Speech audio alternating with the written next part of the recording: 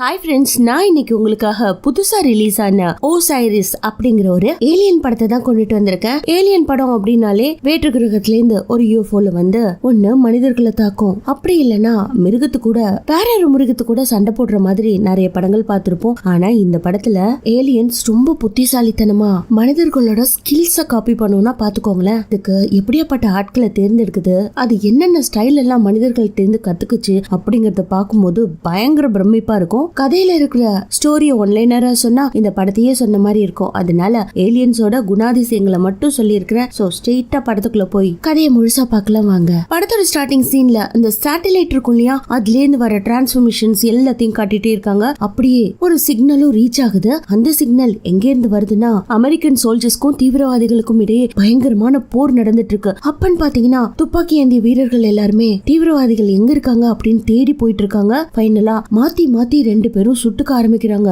அந்த போர் நடந்துட்டு இருக்கும் போதே வானத்துல ஏதோ கரும் மேகங்கள் வர மாதிரி இருக்கு. இருந்தாலும் விடாம மாத்தி மாத்தி இவங்க சுட்டுக்கிட்டு மோரார்லெஸ் ரோட்டுக்கு வந்துருவாங்க. அதுல அமெரிக்கன் சோல்ஜருக்கு ஒருத்தருக்கு அடிபட்டுருது. அவரை தூக்கிக்கிட்டு ஜாக்ஸ்ங்கிற இன்னொரு சோல்ஜர் தனியா கூட்டிட்டு போய் ஃபர்ஸ்ட் எய்ட் எல்லாம் கொடுக்கறாரு. பட் அவர் இறந்து போனதுனால அதை ஏத்துக்க முடியாம அதே இடத்துல ஜாக்ஸ் உட்கார்ந்துட்டு இருக்கிறத பார்த்து கெல்லி, ஜாக்ஸ் அவன் இறந்துட்டான், அவங்க கிட்ட இருக்க ஆயுதங்களை மட்டும் எடுத்துக்கிட்டு அந்த இடத்தை விட்டு வா அப்படிங்கிற மாதிரி திரும்ப திரும்ப சொல்ல அவரும் அந்த இடத்தை விட்டு கிளம்பி போறாரு. பட் பாத்தீங்கன்னா ரெண்டு பக்கமும் குண்டு மழை பொழியுதுங்க, மாத்தி மாத்தி சுடுறாங்க. ஒரு கட்டத்துக்கு மேல அமெரிக்கன் சோல்ஜர்ஸால எதிரிகளை வீழ்த்தவே முடியாது. அவங்க படையெடுத்து வந்துட்டு இருக்கிறதுனால இந்த படத்தோட மெயின் ரோலான கெல்லிங்கிறவர் நாஷ பார்த்து எப்படியாவது இன்னும் கொஞ்சம் பேக்கப் டீம் வேணும்னு கேளு அப்படின்ற மாதிரி சொல்ல அவரும் ஃபர்ஸ்ட் ஒத்துக்கல. அதுக்கப்புறம் அவரோட கார்ட்லெஸ் எடுத்துட்டு போய் ஓரமான இடத்துல நின்னு எங்களுக்கு பேக்கப் டீம் வேணும் அப்படின்ற மாதிரி பேசிட்டு இருக்கும் போது இந்த பக்கம் இவங்க விடாம போராடிட்டு இருக்காங்க. அப்போ கொத்து கொத்தா டெரரிஸ்ட் கும்பல் இவங்களை நோக்கி வர இவங்களால சமாளிக்கவே முடியாது. இருந்தாலும் ரெண்டு பேருக்கு இடையில அப்படியே ஃபைட் நடந்துட்டு இருக்கும் போது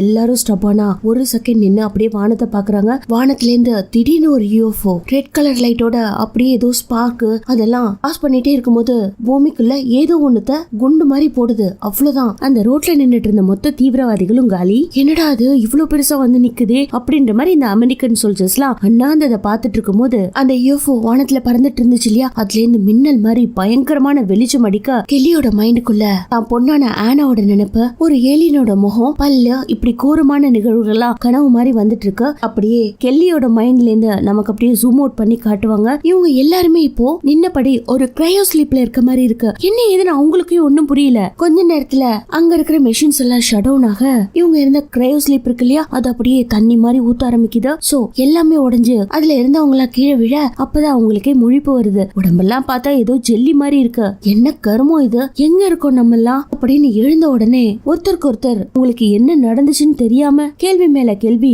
மாத்தி மாத்தி கேட்டுட்டு நிக்கிறாங்க. சுத்தி முத்தியும் பார்த்தா ஏதோ ஜெயிலுக்குள்ள இருக்கிற மாதிரி இருக்கு. டே, நம்மள ரஷ்யக்கார கூட்டிட்டு வந்து வச்சிருக்கானா இல்ல சைனாக்கார கூட்டிட்டு வந்து இப்படி கைதிகளா அடைச்சு வச்சிருக்கானே ஒன்னும் புரியலையே அப்படின்னு ஒவ்வொன்னா பார்க்கும்போது அங்க ஏதோ நேம் போர்டு மாதிரி இருக்கு. அதை பார்த்துட்டு சைனீஸ் வேர்டு அப்படின்றத உறுதிப்படுத்தின ஒருத்தர் இப்படிதான் சைனீஸ் வேர்டு இருக்கும் அப்படின்ற மாதிரி சொல்ல, இதெல்லாம் பார்த்தா சைனீஸ் வேர்டு மாதிரியே இல்ல, பட் ஏதோ ஒரு நேம் போர்டு வச்சிருக்க மாதிரி இருக்கு, என்னன்னு ஒன்னும் புரியலையே அப்படின்ற மாதிரி பயங்கர குழப்பத்துல இருக்கும்போது டக்குன்னு கெல்லி ரோடி கிட்ட போய், டே உனக்கு லாஸ்டா என்ன ஞாபகத்துல இருக்கு அப்படின்ற மாதிரி கேட்க, என் ஃப்ரெண்ட் நான் போர்ல இழந்துட்டேன், நம்ம எல்லாரும் எதிரிங்க கூட சண்டை போட்டுட்டு இருந்தோம், அந்த சமயத்துல ஏதோ ஒரு வெளிச்சம் வானத்துல வந்துச்சு, அது அப்படியே பிரைட்டா ஒரு லைட்ட பாஸ் பண்ணுச்சு, அது வரைக்கும் எனக்கு ஞாபகம் இருக்கு, அதுக்கப்புறம் என்னாச்சுன்னு தெரியல அப்படின்ற மாதிரி பேச எங்க எல்லாருக்குமே அதான் ஞாபகத்துல இருக்கு. சரி, இங்க என்னதான் நடக்குதுன்னு பாக்கலாம், எவன் தான் நம்மள புடிச்சு வச்சிருக்கலாம், ஒரு கை பார்க்கலாம் வாங்க அப்படின்னு அந்த இடத்த விட்டு போக பாக்குறாங்க. பட் வெளியில என்ன இருக்குன்னு இவங்களால பார்க்க முடியல. வெளியில இருக்க வெளிச்சம் உள்ள ஊடுருவுதுங்க. பட் இவங்களால ஒரு விஷயத்தையும் வெளியில பார்க்க முடியல. குட்டி குட்டி ஜன்னல்களா இருக்கு, அதுவும் மங்கலா இருக்கு. சோ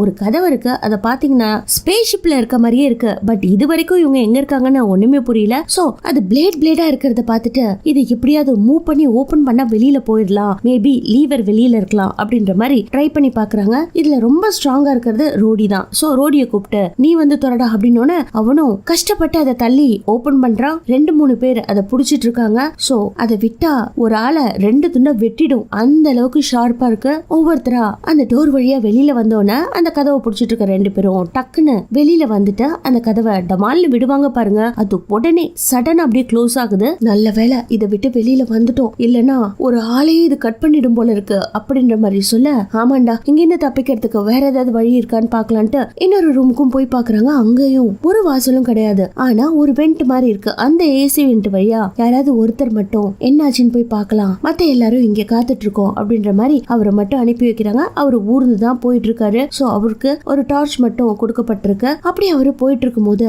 டேய் இங்க பயங்கர டார்க்கா இருக்கு, என்ன இருக்குன்னே தெரியல, நான் இப்போ ரொம்ப தூரம் கிராஸ் பண்ணி வந்துட்டேன், அதுக்கப்புறமும் இங்க ஒரு ஏசி வெண்டோட ஓபன் இருக்கு, நான் அதை ஓபன் பண்ணி இப்ப வெளியில போறேன் அப்படின்ற மாதிரி இவர் செய்யற ஒவ்வொரு நடவடிக்கையும் அவங்க கிட்ட சொல்லிட்டே போயிட்டு இருக்காரு. அந்த இடத்துக்கு போன உடனே அவர் வாயில இருந்த டார்ச் கீழே விழுந்துரும். இந்த சைடு நிறைய வழி இருக்கு, நிறைய கதவுகளும் இருக்கு, பாக்குறதுக்கு அப்படியே டி ஷேப்ல பாதைகள் போற மாதிரி இருக்கு. சோ நீங்க எல்லாரும் இங்க வந்து இங்க இருந்து நம்ம தப்பிக்கிறதுக்கு வேற வழியை பார்க்கலாம் அப்படின்னு சொன்னோன்னே ஒவ்வொருத்தரா அங்க இருந்து முயற்சி பண்ணி இந்த பக்கம் வந்துடுறாங்க. வந்ததுக்கு அப்புறம் கெல்லி, இந்த இடம் இந்த மேஸ்ல விளையாடுற மாதிரியே இருக்கு, சோ எவன் நம்மள புடிச்சிட்டு வந்து இப்படி எல்லாம் சித்திரவதைப்படுத்துறானே தெரியல, கண்டுபிடிச்சாதான் எதிரியை கொல்ல முடியும், ஃபர்ஸ்ட் நம்ம இங்க இருந்து தப்பிக்கணும் அதுக்கு அப்படின்னு திரும்பவும் போயிட்டே இருக்காங்க.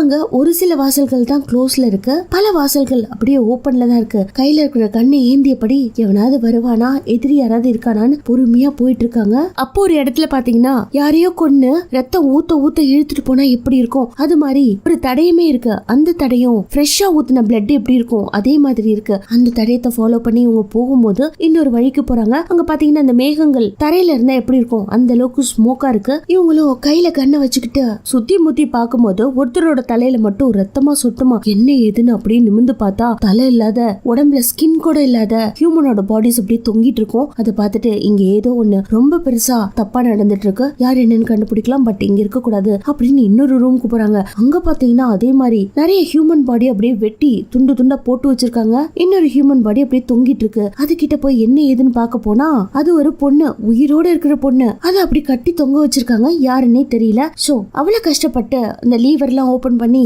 அதுல இருந்து ரிலீஸ் பண்ணும்போது நாஷ்ங்கிற ஒருத்தர் டேபிள் மேல ஒரு கன் இருக்கிறத பாக்குறாரு. அதுவும் இந்த சின்ன பசங்க விளையாடுவாங்க இல்லையா, அதே மாதிரி ஒரு லேசர் கன் மாதிரியே இருக்கு. அதை எப்படி அவரால் ஆக்டிவேட் பண்ணணும்னு தெரியல, சுத்தி முத்தி பாத்துட்டு இருக்காரு அந்த கண்ணையே. அந்த சமயத்துல திடீர்னு ஒரு ஏலியன் என்ட்ரி கொடுக்குமா, கொடுத்தது ஒரு சோல்ஜரை அடிச்ச வேகத்துல அதே இடத்துல அவரு காலி. அந்த ஏலியனை பார்த்த உடனே சும்மா இருப்பாங்களா, இவங்க எல்லாம் சோல்ஜர்ஸ் ஆச்சு, படபட படன்னு கண்ணால சுடுறாங்க. அப்ப கூட அந்த ஏலியனுக்கு ஒண்ணுமே ஆகல, திரும்ப திரும்ப அது சண்டை போட்டுட்டே இருக்கு. நல்லா ரொம்ப கோவப்பட்ட ரோடியோ கையில இருக்கிற கண்ணை எடுத்து லேசர் கண்ணை எடுத்து ஆக்டிவேட் பண்ணி அந்த ஏலியனை சுட அதே இடத்துல அது கீழே விழுந்துருது. பட் அதுக்கு உயிர் இருக்கு. யாரா இது, இவ்வளவு கொடூரமா ஒருத்தர் இருக்கான் அப்படின்ற மாதிரி சுத்தி வளைச்சு பாத்துட்டு இருக்காங்க. அந்த சமயத்துல இவங்க ஒரு பொண்ணை காப்பாத்திருப்பாங்கல்ல, அந்த பொண்ணு கண் எடுத்துட்டு வந்து படபட படன்னு அந்த ஏலியனோட தலையிலேயே சுட்டு கொள்ள அது கம்ப்ளீட்டா செத்து போயிருது. அதுக்கப்புறம் அந்த பொண்ணு போக எல்லாரும் ஃபாலோ பண்ணிட்டு ஏய் நீ யாரு அப்படின்ற மாதிரி கேக்குறாங்க. பட் அவ எதுக்குமே பதில் சொல்லல. அப்படியே அவன் நின்னுட்டு இருக்கும்போது இன்னொரு ஏலியன் வருமா, அதை பார்த்துட்டு இவங்க எல்லாருமே இதுகிட்டே இருந்து தப்பிக்கணும்னா ஒண்ணு ஓடணும், மத்த எல்லாருமே ஓடுங்க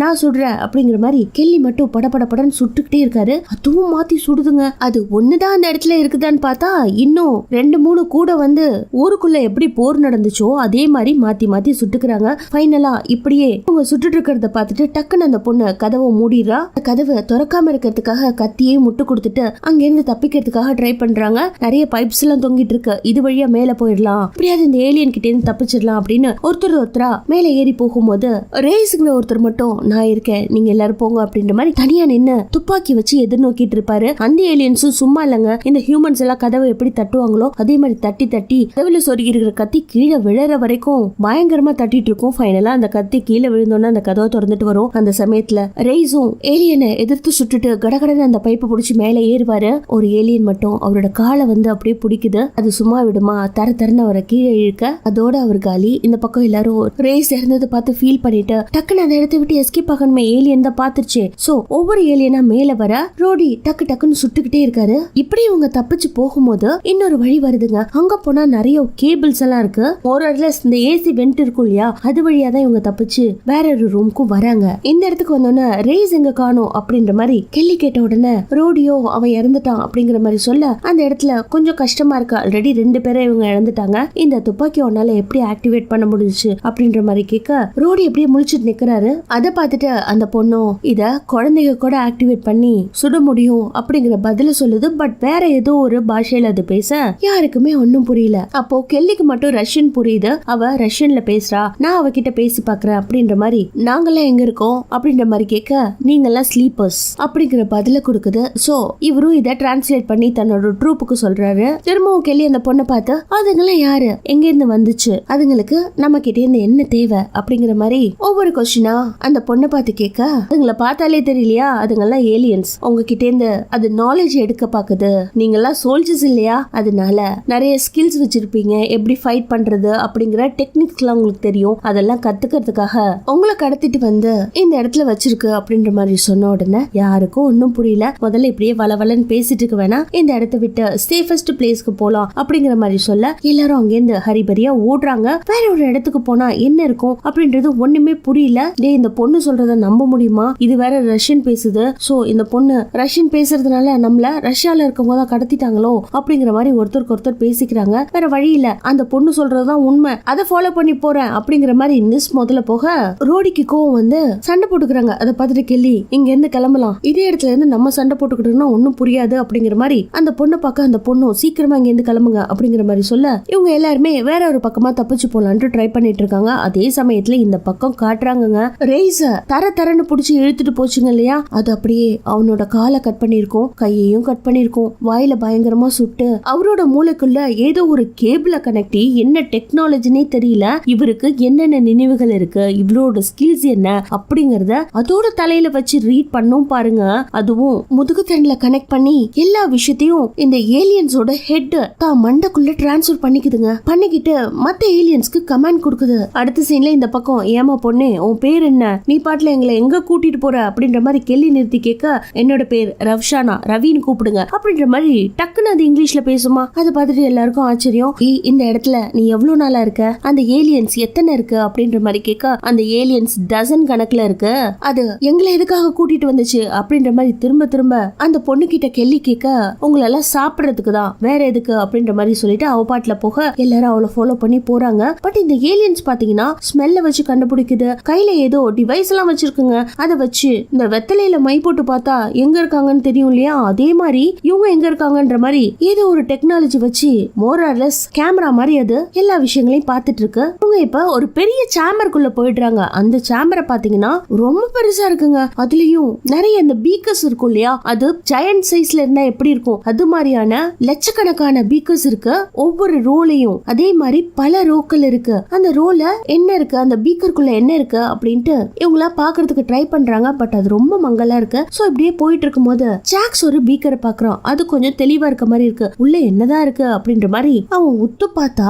ஹியூமனோட உடம்பு தாங்க. ஹியூமனோட உடம்ப என்ன பண்ணிட்டு இருக்குங்கன்னே தெரியல. சோ அதை பார்த்துட்டு ரவியும் இந்த இடத்துல இருக்க வேணா, எல்லாரும் கிளம்புங்க அப்படின்ற மாதிரி சொன்ன உடனே நாஷும், அந்த பொண்ணு சொல்றது கரெக்ட் தான்ப்பா, எல்லாம் ஃபாலோ பண்ணி வேற இடத்துக்கு போலாம் அப்படின்ற மாதிரி இன்னொரு இடத்துக்கு போறாங்க. அந்த இடத்துல பாத்தீங்கன்னா இதுங்கெல்லாம் எங்க இருக்குன்னே தெரியாம அப்படியே ஒளிஞ்சிட்டு நின்னுட்டு இருப்பாங்க. அப்ப ரவியோட கால்ல அடிபட்டு இருக்கும் இல்லையா, அதுக்கு கெல்லி ஃபர்ஸ்ட் எய்ட் பண்றாரு. சோ அந்த பொண்ணு பேச ஆரம்பிக்கிறா. ஒரு விஷயங்களா அவ கேட்கும் போது, உங்களோட பொண்ணு பேர் என்ன அப்படின்ற மாதிரி கேட்க, என்னோட பொண்ணு பேர் ஆனா, நான் அமெரிக்கால இருந்து வந்திருக்கேன் அப்படின்ற மாதிரி சொல்ல, இந்த பொண்ணும் நான் சோச்சில இருந்து வந்த பொண்ணு அப்படின்ற மாதிரி சொல்ல, ஓ பிளாக்ஸி கிட்ட இருக்கே அந்த சோச்சியா, ரொம்ப அழகான இடம் அப்படின்ற மாதிரி அந்த பொண்ணோட பிளேஸ பத்தி இவர் வர்ணிக்க அந்த பொண்ணுக்கு ரொம்ப பிடிச்சு போயிடுது. நீங்க வந்திருக்கீங்களா அப்படின்ற மாதிரி கேட்க, ஆல் டைம் நான் ஒரு சோல்ஜர்மா, சோ எல்லா இடத்துக்கும் நான் வருவேன் அப்படின்ற மாதிரி சொன்ன உடனே, இப்போ உங்க பொண்ணு எங்க இருக்காங்க அப்படின்ற மாதிரி கேட்க, இந்த மிலிட்டரிக்காரனோட பொண்ணு அது அப்பா கூட இருக்குமா, அவங்க அம்மா கூட தான் இருக்காங்க அப்படின்னு சொன்ன உடனே, நீங்க எனக்கு இது மாதிரி ஃபர்ஸ்ட் எய்ட் பண்ணதுக்கு ரொம்ப தேங்க்ஸ், உங்க ஃப்ரெண்ட்ஸ் எல்லாம் நீங்க மிஸ் பண்ணிட்டீங்க, அதுக்காக ரொம்ப சாரின்ற மாதிரி கெல்லி கிட்ட பேசும்போது எல்லாரும் அந்த பொண்ணை பார்த்து நம்ப ஆரம்பிச்சிடுறாங்க. சரி, இங்க கொஞ்ச நேரம் ரெஸ்ட் எடுத்த மாதிரி இருந்துட்டோம், இங்க இருந்து வேற இடத்துக்கு போகணும் அப்படின்ற மாதிரி போயிட்டு இருக்கும் போது இந்த பக்கம் இந்த ஏலியன்ஸ் எல்லாம் எங்க போனாங்கன்னு அந்த கேமரா வச்சு பார்க்கும் இல்லையா, அது மாதிரி பார்த்துட்டு இருக்குங்க. இவங்க இப்ப போயிருக்கிறது பாத்தீங்கன்னா ஒரு இன்னொரு சேம்பருக்கு. அந்த சேம்பர்ல பாத்தீங்கன்னா அப்பப்பா சொல்லவே முடியாத அளவுக்கு கண்டெய்னர்லாம் கொண்டு வந்து போட்டு வச்சிருக்குங்க. அதை பார்த்துட்டு அங்க இருக்கவங்களுக்கு எல்லாம் ஒண்ணும் புரியாது. அந்த பொண்ணை பார்த்து, என்னமா இது அப்படின்னு கேட்க, அதுங்களுக்கு எது பிடிச்சிருக்கோ எது யூஸ் ஆகுதோ எல்லாத்தையும் கொண்டு வந்து இந்த ஸ்பேஸ் ஷிப்ல சேர்க்கும் அப்படின்ற மாதிரி சொல்ல, இப்படியே அவங்க சுத்தியும் முத்தியும் பார்த்துட்டு இருக்காங்க. சோ இந்த இடம் ரொம்ப நல்ல இடமா இருக்கே, ஹைட் அண்ட் சீக் விளையாடுறதுக்கு, பேசாம அந்த ஏலியன்ஸ் மொத்தத்தையும் இங்க இழுத்து மொத்த ஏலியன்ஸையும் கொண்டுலாம், அதுக்கு பயந்துகிட்டு நம்ம ஏன் ஓடணும் அப்படின்ற மாதிரி ஒரு பிளான போடுறாங்க. சோ இப்ப ஜாக்ஸ் என்ன பண்றாரு, நீங்க எல்லாருமே இங்க ஒளிஞ்சிட்டு இருங்க, நான் போய் அந்த ஏலியனை மொத்தமா நம்மள தேடிட்டு இருக்குல்ல, அதுங்க எல்லாத்தையும் இந்த இடத்துக்கு கூட்டிட்டு வரேன் அப்படின்ற மாதிரி உள்ள போய் பொறுமையா அவரு கண்ணை வச்சுட்டு காத்துட்டு இருக்கும் போது தூரத்துல அவரோட காதுகளுக்கு ஏதோ ஒரு சவுண்ட் கேக்குது. சோ இவரும் ஹம் பண்ண ஆரம்பிக்கிறாரு. இந்த ஹம்மிங் சவுண்ட் ஏலியனோட காதுகளுக்கு கேட்ட உடனே பயங்கர ஆக்ரோஷமா ஒன்னு சேர்ந்து எந்த சைட்ல இருந்து பாட்டு சவுண்ட் வருதுன்னு கேட்டு ஓடி வரும் பாருங்க. இவரும் நம்ம சாக போறோம் அப்படிங்கறத தெரிஞ்சுக்கிட்டு சந்தோஷமா ஒரு பாட்டை பாடிக்கிட்டே இருப்பாரு. எல்லா ஏலியன்ஸும் ஒண்ணு சேர்ந்து இவர் அப்படியே துரத்திக்கிட்டு வரும் பாருங்க.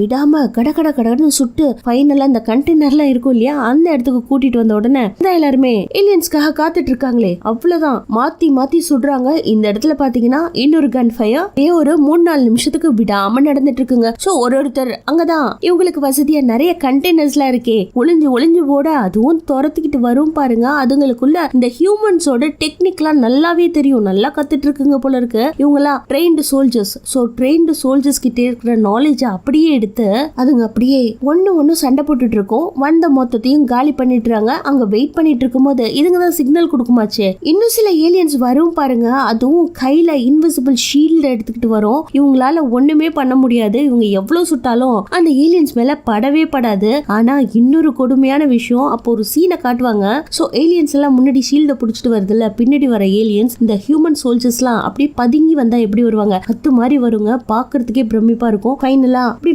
மாத்தி சுடும்போது கண்டெய்னர் மேல நாஷ் படுத்துக்கிட்டு சுடுவாரு. அவரோட கன்ஃபயர் எங்க இருந்து வருதுன்றத பார்த்துட்டு அதுங்களும் விடாம அவரை துரத்தும். இப்படியே ஹைட் அண்ட் சீக்கா எங்கேயும் அங்கேயும் ஓடி அதை கொல்றதுக்கு ட்ரை பண்ணுவாங்க. அப்பன்னு பார்த்தா ஜாக்ஸ் மட்டும் தனியா மாட்டிக்கிறாரு. சோ ஜாக்ஸ் இங்க வா அப்படின்னு கூப்பிட, இருந்தாலும் கன்ஃபயர் தொடர்ந்து நடந்துகிட்டே இருக்கு. ஜாக்ஸும் புறமுதுக்கு காட்டி அங்கிருந்து ஓடி வரும்போது ஒரு ஏலியன் அப்படியே லேசர் பீமால அவரை சுட, அதே இடத்துல அவரு காலி. அதை பார்த்துட்டு நாஷால தாங்க முடியாது, விடாம அந்த ஏலியனை பொட்டுன்னு சுட்டுட்டு மொத்த பேரும் வேற ஒரு பக்கமா தப்பிச்சு ஓடுவாங்க பாருங்க. அப்படி இருந்தாலும் அந்த ஏலியன் விடவே விடாது. அந்த ஷீல்ட தூக்கிக்கிட்டு மொத்தமா வந்துட்டு இருக்கோம். ஒவ்வொரு பக்கமா கதவெல்லாம் இவங்க க்ளோஸ் பண்ணிக்கிட்டே இருக்காங்க.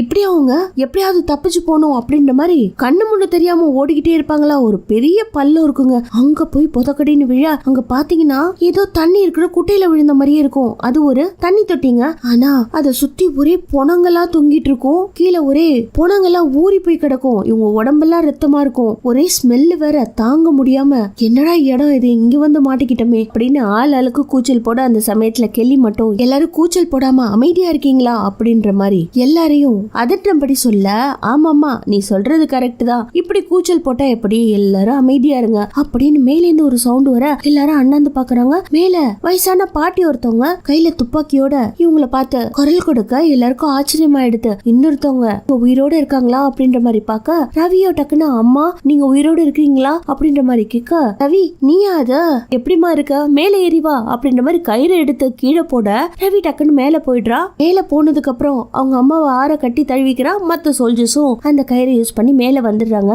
அதுக்கடுத்து அவங்க பொறுமையா வேறொரு இடத்துக்கு கூட்டிட்டு போறாங்க. அந்த சமயத்துல இங்க என்ன ஒவ்வொரு இடத்துலயும் சென்சார்ஸ் இருக்கு அப்படின்ற மாதிரி கெல்லி கேட்க, ஆமா அதுங்க சென்சார்ஸ் வச்சு நம்மள மாதிரி நோட் பண்ணுது, எல்லாரும் பொறுமையாவும் கொஞ்சம் சீக்கிரமாவும் வாங்க அப்படின்ற மாதிரி ஒரு பேஸ்மெண்ட்டை காட்டுறாங்க. அந்த பேஸ்மெண்ட் வழியா வேற ஒரு இடத்துக்கு போன உடனே அங்க ஒரு பெரிய ரூமே இருக்குங்க. இந்த இடம் அந்த ஏலியன்ஸ்க்கு எல்லாம் தெரியாமலே இருக்கு. சோ அதை லாக் பண்ணிட்டு உள்ள அவங்க எல்லாருமே சேஃபா இருக்கும்போது என்ன இடம் இது அப்படின்ற மாதிரி சுத்தி முத்தி பாக்குறாங்க. மேல ஏதோ டிராயிங் எல்லாம் வரையப்பட்டிருக்கு. அந்த ரூம்ல செடியெல்லாம் அந்த கொஞ்சம் சன்லைட்ல இந்த அம்மா செடியெல்லாம் வளர்த்திருக்காங்க. இவங்களோட பேர் ஆன்யா அப்படின்னு கெல்லி கிட்ட இன்ட்ரோடியூஸ் பண்ண, கெல்லியும் என்னோட பேர் கெல்லி அப்படின்ற மாதிரி இன்ட்ரோடியூஸ் பண்ணிக்கிறாரு. சோ எந்த இடத்துல இருக்கோம் அப்படின்ற மாதிரி அந்த வயசான அம்மா கிட்ட கேட்க, அதுக்கு அவங்க நீங்களா ஃபர்ஸ்ட் எப்ப கண்ணு முழிச்சிங்கன்னு சொல்லுங்க அப்படின்ற மாதிரி கேட்க, நாங்க எல்லாரும் கண்ணு முழிச்சு ஒரு சில மணி நேரங்கள் தான் இருக்கும் அப்படின்னு சொன்னோன்னே அவங்க நக்கலா சிரிக்கிறாங்க. அதுக்கப்புறம் ரவியை பார்த்து என்ன ஆச்சு உனக்கு அப்படின்ற மாதிரி கேட்க, நாங்க எல்லாரும் டீமா போனோம். எங்க டீம்ல இருக்கவர் ஃபைனலா என்ன காப்பாத்துறதுக்காக தன்னோட உயிரையே கொடுத்துட்டாரு. அதுக்கடுத்து நான் மயக்கத்துல இருக்கும் போது இவங்க வந்து என்ன காப்பாத்தினாங்க அப்படின்ற மாதிரி சொல்ல, திரும்பவும் அந்த லேடி இவங்க எல்லாரையும் பார்த்து நீங்க எதுல இருந்து கண் முழிச்சிங்க அது சொல்லுங்க அப்படின்ற மாதிரி சொல்ல, நாங்க கிரையோ ஸ்லீப்ல இருந்து கண்ணு முழிச்சோம், எங்களுக்கே ஒன்னும் புரியல, ஏதாவது எதிரி நாட்டுக்காரவங்க எங்களை கடத்திட்டாங்களா அப்படின்ற மாதிரி முழிச்சிட்டு இருக்கும் போதுதான் ஏலியனை பாக்குற சூழ்நிலை வந்துச்சு அப்படின்ற மாதிரி சொல்ல, பரவாயில்ல நீங்கெல்லாம் ஒரு கிஃப்ட் மாதிரி, அந்த ரூமோட பேர் ட்ராஃபி ரூம், உங்களெல்லாம் அது நினைவு பொருளா புடிச்சிட்டு வந்து வச்சிருக்கு அப்படின்னு சொல்ல, எதுக்காக அப்படி நடந்துச்சு அப்படின்னு திரும்பவும் கேள்வி கேட்ட உடனே, நம்மள பிடிக்கிறதுக்கு காரணமே நம்ம தான் அதுக்கு ஒரு மேப் அனுப்பி நம்மள வந்து புடிச்சிட்டு போங்க அப்படின்ற மாதிரி பண்ணிட்டோம் அப்படிங்கிற மாதிரி ஆன்யா சொல்ல, யாருக்குமே ஒன்னும் புரியல.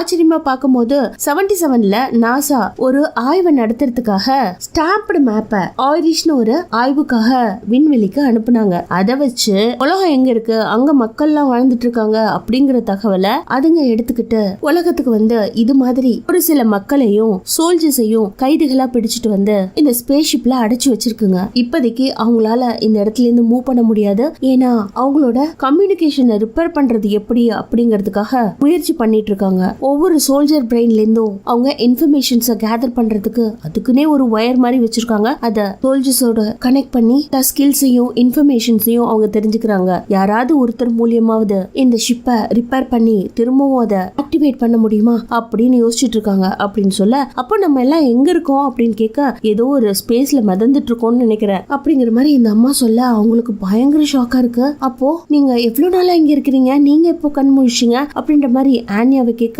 நான் கண் முழிச்சு 20-30 வருஷம் இருக்கும்பா. இந்த இடத்துல டைமை கால்குலேட் பண்றது ரொம்ப கஷ்டம். ஒரு எக்ஸாம்பிள் சொன்னா நீங்க ஈஸியா புரிஞ்சுப்பீங்கன்னு நினைக்கிறேன். அவங்க நம்ம உலகத்தை இன்வைட் பண்ணதுக்கு அப்புறம் ரவி பிறந்தா. இப்ப நீங்க கால்குலேட் பண்ணி பாருங்க, ரவிக்கு என்ன வயசு இருக்கும் அப்படின்ற மாதிரி கேட்க 20-30 இருக்கும் அப்படின்ற மாதிரி நாஷ் சொல்ல, அப்போ இந்த இடத்துக்கு நம்ம வந்து 20-30 வருஷம் ஆகுது. இன்னொரு கொடுமையான விஷயம் என்னன்னா, இந்த உலகத்தை ஒரே வாரத்துல கம்ப்ளீட்டா அழிச்சிருச்சுங்க. உலகத்துல ஒரு ஈ காக்கா கூட கிடையாது அப்படின்ற மாதிரி சொல்றாங்க. அதை கேட்டுட்டு எல்லாருக்கும் தூக்கி வாரி போடுதுங்க. அதுக்கப்புறம் என்ன பண்ண முடியும், ஆளுக்கு ஒரு பக்கமா உட்காந்து உடம்புல இருக்க அந்த அழுக்கெல்லாம் தொடச்சிட்டு இருக்கும் போதே நம்ம இதுக்கு மேல வீட்டுக்கு போக முடியாது அப்படின்ற மாதிரி ரோடி சொல்லி புலம்புறாரு. அதை கேட்டுட்டு எல்லாரும் சோகமா இருக்காங்க. அந்த சமயத்துல கெல்லியும் ஆனாவோட போட்டோ எடுத்து பார்த்துட்டு, இப்போதைக்கு ஆனா உயிரோடு இருந்தா அவளுக்கு 40 வயசு இருக்கும் இல்லையா அப்படின்ற மாதிரி சொல்றாரு. என்னடா வாழ்க்கை இது, நம்ம கிரையோஸ்லீப்ல இருந்ததுனால நேத்து ஏதோ சண்டை போட்டுட்டு இன்னைக்கு கண் முழிச்ச மாதிரி இருக்கு அப்படின்ற மாதிரி புலம்பிக்கிட்டே இருக்காங்க. டக்குன்னு கெல்லி மட்டும் அந்த இடத்த விட்டு எழுந்து போய் ஆன்யா கிட்ட, எப்படி இந்த இடத்த விட்டு நம்ம வெளியில தப்பிக்கிறது, அதுக்கு ஏதாவது வழி இருக்கா அப்படின்ற மாதிரி சொல்ல, இங்க பாருப்பா ரவி, 2 டசன் கணக்குல ஏலியன்ஸ் இன்னும் உயிரோட நம்மள தாக்கிறதுக்காக காத்துட்டு இருக்கிறதாகவும், ஃபைனலா அதுங்க எல்லாத்தையும் ரிப்பேர் பண்ணி முடிச்சுட்டு இந்த ஸ்பேஸ் ஷிப்பை ஆக்டிவேட் பண்ணும்போது மிச்சம் மீதி இருக்கிற எல்லா மக்களையும் அதுங்க கொன்னு தின்னுட்டு இந்த இடத்த விட்டு காலி பண்ணி போகும். அதுக்குள்ள இந்த கமாண்ட் சென்டர்ல மிச்சம் மீதி இருக்கிற ஏலியன்ஸ் நம்ம கொன்னுட்டா நம்மளாவது சாகர வர கொஞ்சம் உயிரோட இருக்கலாம் அப்படின்ற மாதிரி ஆன்யா சொன்ன உடனே எல்லாரும் அந்த இடத்துக்கு கிளம்புறதுக்காக ட்ரை பண்றாங்க. சோ அத்தனை ஏலியன்ஸ் எப்படி கொல்றது அப்படின்ற மாதிரி கேட்க, ஆன்யாவோ கொஞ்சம் டெட்டனேட்டர்ஸ் வச்சிருக்கேன், கிளம்பலாமா அப்படின்ற மாதிரி அந்த பாக்ஸ் ஓபன் பண்ணி காமிச்சிட்டு மூட எல்லாரும் கிளம்ப ஆரம்பிக்கிறாங்க. ஃபைனலா எல்லாரும் ஒன்னே ஒன்னத்தை மட்டும் தான் ஞாபகம் வச்சிருக்கணும், அதுங்க நம்ம எங்க இருக்கிறோம் அப்படின்னு கண்காணிச்சுக்கிட்டே இருக்கு. அதனால ஒரு இடத்துல கொஞ்ச நேரத்துக்கு மேல இருக்க கூடாது. இன்னொன்னு, இந்த ஏசி வெண்ட் இருக்கு இல்லையா, இது வழியா மட்டும்தான் நம்மளால ஒவ்வொரு இடத்தையும் கடந்து போய் கமாண்ட் சென்டர் அடைய முடியும் அப்படின்ற மாதிரி சொல்ல, ஒரு இடத்துக்கு முதல்ல போயிடுறாங்க. அந்த இடத்துல அதுங்க வர சத்தம் கேக்குது. நாஷ் ரவிய பக்கத்துல உட்கார வச்சுட்டு அப்படியே உட்கார்ந்துட்டு இருக்காரு. ரோடியும் கெல்லியும் துப்பாக்கி ஏந்திக்கிட்டு ஏதாவது வருமா அப்படின்னு பாத்துட்டு போயிட்டே இருக்காங்க. இந்த பக்கம் அதுங்க கையில இருக்கிற விஷயத்த வச்சு ட்ராப் பண்ணுதுங்க. இதுங்களுக்கு ஆன்யா ஸ்லீப்பர்ஸ்னு ஒரு பேரே வச்சிருப்பாங்க. ஏன்னா சுத்தமா கண்ணே இல்லைங்க. க்ளோஸ்அப்ல பாக்கும்போது அதுங்க உணர்ச்சியை மட்டும் வச்சுதான் கண்டுபிடிக்குதுன்னு நினைக்கிறேன். சோ இந்த பக்கம் நாஷ் ரவி கிட்ட சாரி கேக்குறாரு. ஏன்னா ரவிய புரிஞ்சுக்காம கண்ணா பின்னான்னு பேசிருப்பாரு இல்லையா. சோ இவளும் சாரி கேக்குறா. இப்படி இவங்க இந்த இடத்துல எவ்வளவு நேரம் இருக்குது அப்படின்னு கயிறு போட்டு கீழே இறங்குறாங்க. ஆளுக்கு ஒரு பக்கமா போயிட்டு இருக்காங்க. அந்த சமயத்துல கெல்லி போன சைடு பாத்தீங்கன்னா ஏதோ ஒரு சத்தம் கேட்க, அங்க 2 ஏலியன் பயங்கர சீன் போட்டுட்டு வரும் பாருங்க. அதுங்க ஒவ்வொரு விஷயமா உணர்ந்து பாத்துக்கிட்டே வரும். இதை இவங்க பொறுமையா நின்னு பாப்பாங்க. அதான் விடாம அத கடன்னு சுட, அதுவும் மாத்தி மாத்தி சுடுங்க. அதுங்க இப்போ ஷீல்ட் எல்லாம் வச்சுக்கிட்டு சண்டை போட ஆரம்பிக்குது. இந்த சத்தத்தை கேட்டு மத்த ஏலியன்ஸும் வர ஆரம்பிக்குதுங்க. இந்த பக்கம் ரவியும் நாஷும் கயிறு மூலியமா கீழே இறங்கி வேற ஒரு பக்கமா போயிட்டு இருக்காங்க. கூடவே ஆன்யாவும் போறாங்க. இவங்க இந்த கமாண்ட் சென்டர் போறதுக்காக ரோடியும் கெல்லியும் பயங்கரமா அதுங்களை திசை திருப்பிட்டு இருக்காங்க. இருந்தாலும் அதுங்க பயங்கர புத்திசாலித்தனமா நடந்துக்குங்க ஹியூமன்ஸை விட. இவங்க எவ்வளவு சுட்டாலும் அதுங்க மேல படாத அளவுக்கு ஷீல்ட் எல்லாம் வச்சு பாதுகாத்துட்டு இருக்கும். இந்த பக்கம் இவங்க அந்த கமாண்ட் சென்டர் போறதுக்கு எப்படி அப்படின்ற மாதிரி ஒவ்வொரு வயர்ஸ் எல்லாம் செக் பண்ணிட்டே போயிட்டு இருக்கும் போது ரோடியும் கெல்லியும் போனாங்க இல்லையா, அந்த பக்கம் இருக்கிற ஏலியன்ஸ் விடாம பயங்கரமா தாக்கிட்டு இருக்கும். அதை பார்த்துட்டு ரோடியால தாங்கவே முடியாது. இதுங்களை இங்கே வச்சு மூடணும் அப்படின்னு ட்ரை பண்ணி கெல்லி அந்த பக்கம் போன உடனே டக்குன்னு அவரு மட்டும் கதவை சாத்திட்டு, சாரி என்ன மன்னிச்சிட்டு, உங்களை காப்பாத்துறதுக்கு வேற வழி தெரியல அப்படின்ற மாதிரி சொல்லிட்டு அந்த ஏலியன் கூட மாத்தி மாத்தி சண்டை போட்டுக்கிட்டே இருக்காருங்க.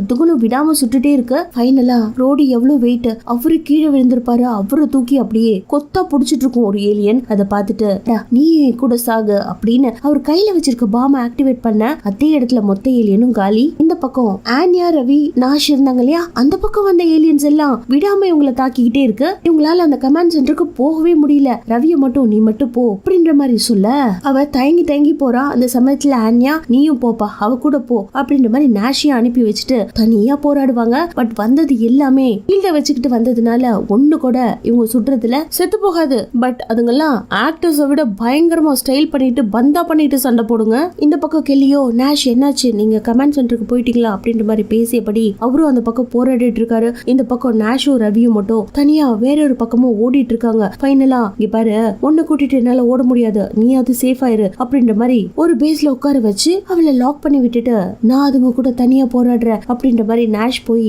இங்க வாங்கடா, இங்க வாங்க, என்கிட்ட வாங்கடா, சண்டைக்கு வாங்கன்ற மாதிரி பயங்கரமா சத்தம் போட ரவியால இதை தாங்க முடியாது. இருக்கிறது ஒருத்தர் 2 பேர் தான், அவங்களும் செத்து போயிட்டாங்கன்னா என்ன பண்றதுன்ற மாதிரி யோசிச்சுட்டு இருப்பா. இந்த பக்கம் கெல்லி மட்டும் தனியா துப்பாக்கி ஏந்தி இப்படி போயிட்டே இருப்பாரு. இந்த பக்கம் நாஷ் மட்டும் எல்லா தகவலையும் கொடுத்துட்டு இருக்கும் போது திடீர்னு பாத்தீங்கன்னா அந்த இடத்துக்கு ஃபாஸ்டா ஒரு ஏலியன் வரும். பொட்டு பொட்டுன்னு வந்த 2 ஏலியனையும் சுட்டு கீழே தள்ளிடுறாரு. அதுக்கப்புறம் ஒரு ஏலியன் வந்து நிக்கும் பாருங்க. அத கண்ணா பின்னாடி இவரு சுட அது பயங்கரமான ஷீல்ட வச்சு ப்ரொடெக்ட் பண்ணிக்கிட்டு நாஷ பார்த்து அது சிரிக்கும். சோ இப்படி இது நாஷ ஹோல்ட் பண்ணோன்னே அவர் பாக்கெட்ல இருக்கிற அந்த டெட்டனேட் எல்லாம் ஓபன் பண்றதுக்காக ரெடியா இருப்பாரு. வேற என்ன, அதுக்கப்புறம் அவரு காலின்ற மாதிரி காட்டுறாங்க. அடுத்து இந்த பக்கம் கெல்லி மட்டும் தனியா போயிட்டு இருக்கும் போது நாஷோட சிக்னல் கட் ஆனதுனால ஒன்னும் புரியாம தனியா பேசிக்கிட்டே போறாரு. நாஷ் இருக்கியான்ற மாதிரி. இந்த பக்கம் ரவி சும்மா இல்லாம ஒளிஞ்சிட்டு இருந்தா இல்லையா, அந்த இடத்த விட்டு வெளியில வர அவளுக்கு பின்னாடி ஒரு ஏலியன் நின்னுட்டு பயங்கர விகாரமா சிரிக்கும். இந்த பக்கம் கெல்லி மட்டும் போயிட்டு இருக்கும் போது திடீர்னு சத்தம் கேக்குது, எங்களையும் காப்பாத்துங்க அப்படிங்கிற மாதிரி. பட் அது ரஷ்யன் பாஷையில கேக்குறதுனால அப்பதாங்க நமக்கே காட்டுறாங்க அங்க நிறைய மக்களை கைதிகளா புடிச்சு வச்சிருக்குங்க போல இருக்கு. இவரும் பயங்கர டயர்ட் ஆனதுனால அந்த மக்களா உள்ள போயிருக்கலான்ட்டு அந்த கேட்டை திறந்துட்டு உள்ள போறாரு. அந்த சமயத்துல அவருக்கு தன்னோட பொண்ணான ஆனா கனவுல வரா. அவளும் கார்டன்ல விளையாண்டுட்டு இருக்கும் போது திடீர்னு இதே மாதிரி ஒரு ஸ்பார்க் வந்து அப்படியே அவளை மேல தூக்கிட்டு போக இந்த மக்கள் இருக்கிற பக்கம் வந்தாரு இல்லையா, அவரு மயக்கம் போட்டு கீழே விழுந்திருப்பாரு போல இருக்கு. அப்படியே அலறி துடிச்சு டக்குன்னு எந்திரிக்க அங்க இருக்க கைதியா அடப்பட்டு கிடக்குற மக்கள் எல்லாம் பயந்துடுறாங்க. கொஞ்ச நேரத்துல ரெவியும் அந்த இடத்துக்கு வந்து நிக்க என்னாச்சு, ஆன்யாவுக்கும் நாஷ்க்கும் சிக்னலே போகலையே என்னாச்சு அப்படின்ற மாதிரி கேட்க 2 பேரும் உயிரோட இல்ல அப்படின்ற மாதிரி தலையசைக்கிறா. பட் இவள டிராப் வச்சு பின்னாடி 4-5 ஏலியன் வந்து நிக்குமா, அவ்வளவுதான். இப்போதைக்கு அந்த ஏலியன்ஸ்க்கு கெல்லி தான் வேணும். ஏன்னா கெல்லி ரொம்ப ஜீனியஸா இந்த அளவுக்கு பிளான் பண்ணி முக்காவாசி ஏலியனை கொண்டு இருப்பாரு இல்லையா, அதனால அவர் அப்படியே தரன்னு இழுத்துட்டு போகுங்க. இதுங்களோட வேலையே ரொம்ப நாலேஜபிளா இருக்கிற பர்சன்ஸ தலையை வெட்டி தலைகீழ தொங்க விடுறதுதான். சோ அதே மாதிரி தலைகீழ தொங்க விட்டு அவரோட தலையை வெட்ட போக அந்த நேரத்துல அந்த ஏலியன் தலையில யாரோ சுட, யாரு என்னன்னு பார்த்தா நாஷ் தான். அங்க இருக்கிற குழிக்குள்ள பதுங்கிட்டு இருப்பாரு. டே என்னடா பண்ணிட்டு இருக்க, நான் தலைகீழ தொங்கிட்டு இருக்கேன், வந்து என்னோட கட்டை அவுத்து விடு அப்படின்ற மாதிரி கெல்லி சொல்ல என்ன கொல்ல வந்துச்சு, அதுங்களுக்கு மேல டெட்டனேட்டை போட்டுட்டு நான் தப்பிச்சிட்டேன் அப்படிங்கிற மாதிரி இவரு சொல்ல, இதுக்கப்புறம் என்ன இவங்க 2 பேரும் போராடுறதுக்கு ட்ரை பண்றாங்க. அந்த சமயத்துல எப்படியாவது ரவியையும் காப்பாத்தணும் அப்படின்னு அவளை தேடி போறாங்க. ரவி இப்ப அந்த மக்கள் கூட தானே இருப்பா, மொத்த மக்களையும் அங்கிருந்து காப்பாத்தலான்ட்டு அங்க போய் அங்க இருக்கிற லீவர் எல்லாம் ஓபன் பண்ணி ஒவ்வொரு கேஜா ஓபன் பண்ணிட்டு இருக்கும் போது சாரையா அந்த இடத்துக்கு ஏலியன்ஸ் கூட்டமா வருமா. இவங்க எல்லா மக்களையும் அங்கிருந்து விடுவிச்சு வேற பக்கமா போக சொல்லிட்டு ரவிய மட்டும் இவங்க கூட கூட்டிட்டு வேற பக்கமா ஓடிடுறாங்க. ஏன்னா அதுங்களுக்கு தேவை இவங்கள முதல்ல கொல்லணும். மக்களை விட்டுருவாங்க இல்லையா, அவங்களும் வேற பக்கமா ஓடி போயிடுறாங்க. வந்த ஏலியன்ஸ் மொத்தத்தையும் விட்டாம பிடிச்சு நொறுக்கி கொல்லுவாங்க பாருங்க. இருந்தாலும் ஒரு கட்டத்துக்கு மேல முடியாது. அந்த டோரை க்ளோஸ் பண்ணிட்டு இவங்க வேற ஒரு பக்கமா வந்து நிக்கும் போது நாஷ் மட்டும் பயங்கரமா சிரிக்கிறாரு. என்னடா பண்ண அப்படிங்கும் போது அந்த இடத்துல டெட்டனேட்டர் போட்டுட்டு மொத்தத்தையும் கொன்னுட்டேன் இல்ல, இப்போ ஒரு ஏலியனும் உயிரோட இல்ல அப்படின்ற மாதிரி சொன்னபடி ஒரு கதவுல அப்படியே சாய்வாரு. போராத காலம் பின்னாடி ஒரு ஏலியன் இருந்து பெரிய கத்தியால நாஷ் அப்படியே குத்தி கதவை ஓபன் பண்ணபடி அப்படியே தூக்குமா. அது யாருன்னு பார்த்தா இந்த ஏலியனுக்கெல்லாம் ஹெட்டுங்க. பாக்குறதுக்கே கொஞ்சம் வித்தியாசமா இருக்கும். செம்ம பந்தா பண்ணும் பாருங்க. கோலிவுட் ஹாலிவுட் எல்லா ஹீரோஸையும் மிஞ்சிரும் போல இருக்கு. இந்த அளவுக்கு ஸ்டைல் பண்ணும். அது கையில வச்சிருக்க கத்தி எடுத்து அங்க இருக்க சவுத்துல தேய்ச்சிக்கிட்டு ஒரு மாதிரி சைடா பார்த்து உன்னை கொல்லாம விட மாட்டேன்ற மாதிரி சிக்னல்லாம் கொடுக்கும். கெல்லிக்கும் அந்த ஏலியனுக்கும் பயங்கரமான ஃபைட் நடக்கும். அது கையில வச்சிருக்க கத்தி ரொம்ப வித்தியாசமா இருக்கும். இவரால அது கூட தாக்கு பிடிக்க முடியாம சண்டை போட்டுட்டு இருப்பாரு. எத்தனை தடவை அவரு விழுந்தாலும் விட்டாம அடிச்சு ரத்தம் வர சித்திரவதை பண்ணிட்டு இருக்கும். ஒரு ஏலியனால ஹியூமனா டக்குன்னு கொல்ல முடியும். பட் அது நீயா நானா பாக்கலாம் வாடா அப்படிங்கிற மாதிரி போட்டு புரட்டி எடுக்குங்க. ஃபைனலா அது கத்தி ஒரு சவுத்துல போய் குத்திட்டு இருக்கும் இல்லையா, அதை எடுத்துட்டு வந்து வெட்டலான்னு பாக்கும்போது இவரும் அப்படியே பின்னாடி நடந்து போவாரு. கெல்லியோட கையில ஒரு கண்ணும் இல்ல. வாடா என்கிட்ட வாடா, நீ நானு சேர்ந்து சாகலாம் அப்படின்ற மாதிரி கூப்பிட்டபடி இன்னொரு பக்கமா போய் நிக்க ஏலியனுக்கும் இவருக்கும் நடுவுல அந்த டோர் இருக்கும். அதுவும் பயங்கர ஃபோர்ஸா ஆக்ரோஷமா கத்திக்கிட்டு இவரை வெட்ட ஓடி வரும் பாருங்க. அந்த சமயத்துல இவரும் அந்த கதவை லாக் பண்ணிடுறாரு. ஃபர்ஸ்ட் சீன்ல இந்த கதவை லாக் பண்ணா ஒரு ஹியூமனோட உடம்பு 2 கட்டாகி விழும் அப்படின்னு பேசிருப்பாங்க இல்லையா, அதை யோசிச்சு இது மாதிரி அந்த தலைமை ஏலியனை கொன்னுடுறாங்க. இப்ப இந்த ஸ்பேஸ்ஷிப்ல ஒரு ஏலியனும் கிடையாது. ஆனா நம்ம ரவியோ இல்லைங்களா ஒரு வழி இருக்கும், அது வழியா வெளிச்சம் தெரியற மாதிரி இருக்கும், காத்தடிக்கிற மாதிரி இருக்கும். அதையே அப்படியே பார்த்துட்டு இருப்பா. கெல்லியும் வந்து பயங்கர ஆச்சரியமா அதை பாக்குறாரு. நமக்கே ஆர்வமா இருக்கும் என்னத்த பாக்குறாங்க அப்படின்ற மாதிரி ஃபைனலா இவங்க 2 பேரும் ஒரு படிக்கட்டு இருக்கும், அதை ஏறி மேல வந்து வெளியில பாக்குறாங்க. அப்பதான் அவங்களுக்கே புரியுது இந்த உலகத்துல ஒண்ணுமே மிஞ்சி இல்ல. இப்ப இந்த ஸ்பேஸ் ஷிப் இருக்கிறதோ பாரிஸ்ல. அந்த பாரிஸ் டவரே ஒடிஞ்சு நொறுங்கி போய் கிடக்கும். ஸ்பேஸ் ஷிப்ல இருக்க கொஞ்ச நெஞ்ச மக்களும் இவங்க 2 பேரும் தான் உயிரோட இருக்காங்க அப்படிங்கறத காட்டி இந்த படத்தையும் முடிச்சிருக்காங்க. மீண்டும் நாளை சந்திப்போம். தேங்க்யூ.